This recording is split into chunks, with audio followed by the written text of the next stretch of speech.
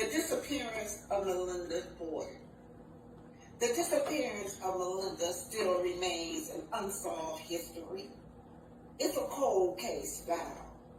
Oral history, as told by the elders, is that she was an unlisted passenger aboard the Titanic. She was traveling as a personal caregiver with a European contractor. April 1912, the Titanic hit an iceberg. I thought about jumping overboard, says Melinda, but I was too scared. Then I thought about sliding down the ropes, but oh my God, they were shooting an all black. See, hey, if you can learn how to not respond, keep your emotions intact, because I can. Somebody come in and I can go from 0 to 1,000. Yes, I can. And, that's scary to me at times, because once I go there's no cap for me. I'm just going to give it all out and let it go and not think twice about it. But that's not a good place to be. I kind of enjoy this piece a little bit more. My piece is kind of more important, So let's see what the fans are saying under this. I always say women can change the narrative whenever they want, especially with dressed up. Some can do it so nicely. Good for you, Mel. The bump up is beautiful, and you wear it well. Maggie say, a new nose. Girl, please, y'all some haters over here.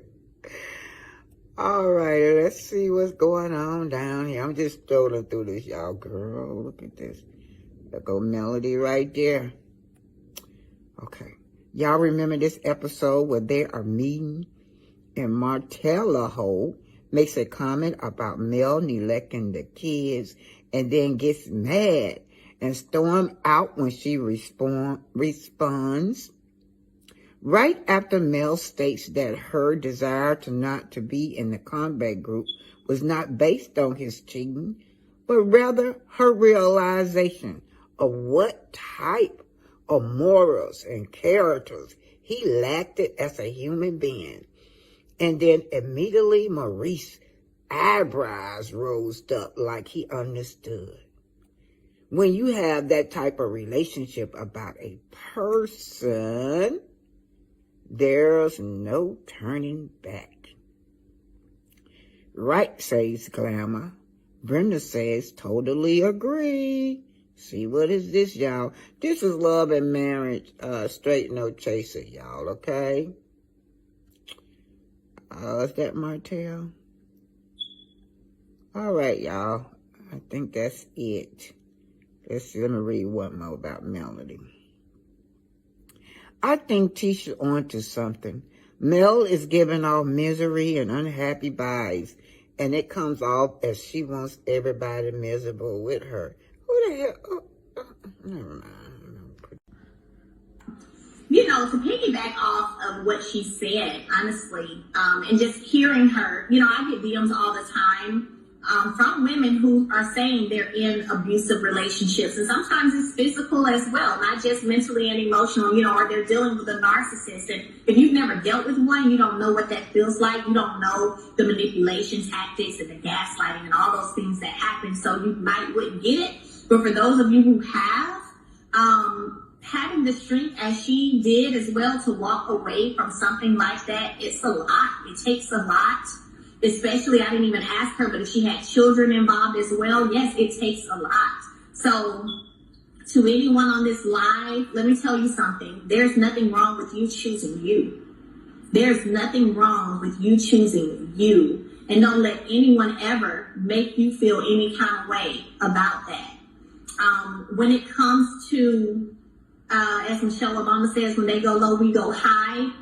I will say that God continues to show me that the more I continue to elevate and the more I continue to operate in a way that's pleasing, the more blessings I'm going to get. I'm not going to sit here and lie to y'all and act like sometimes I have to catch myself, because y'all have, if you've been watching Love, Marriage, Huntsville since season 1, you guys know I can go there too, right?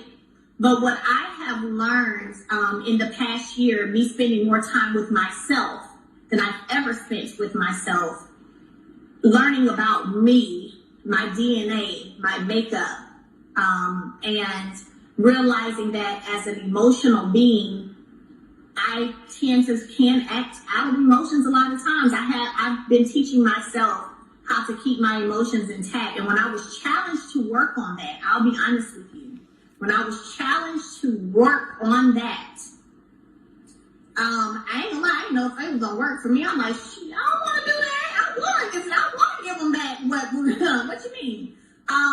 But in my healing process, my customized healing journey, when I was challenged to work on controlling my emotions, I see now why God challenged me with that months and months and months ago. Let's look at the census on black marriage. Starting right here, y'all. Census figures also revealed that the number of unmarried black women who gave birth fell by 5% between 1990 and 94, while the percentage of out of wedlock births to white women increased by 23% during the same period. And there are almost twice as many single white women. Let's get this over now. Get this again, because if you listen to the media, the lying-ass media, you would think that black women were, or had the most household of single black mothers. And there are almost twice as many single white women as single black mothers, although the proportion of black families headed by women is much larger. I don't get it, but anyway. These statistics suggest that more children, white and black, poor and non-poor, must struggle to learn how to grow into men and women without a father in the home. For most black people, either they've been killed by the cops or they're in prison. Even as this problem continues to plague the black community disproportionately, economists have documented an expanding white underclass in which grinding poverty complicates the establishment of healthy gender relations, Pattern said. This was a study, y'all, on that. Let me read this up here. Let's go up here. Report that a majority of black women work outside the home. White women passed that milestone only in the past 20 years. Census statistics show. Let's talk about this, women. You know, during the civil rights movement, right? We got out there and fought. Well, I did. Y'all parents, grandparents, whatever, got out there and fought for the civil rights of our people. So white people are very, very, very tricky. The new minority came in and took advantage of all those programs was the white woman. The white woman. She came in and we didn't get a damn thing from the civil rights movement, but just the right to sit down and eat next to them.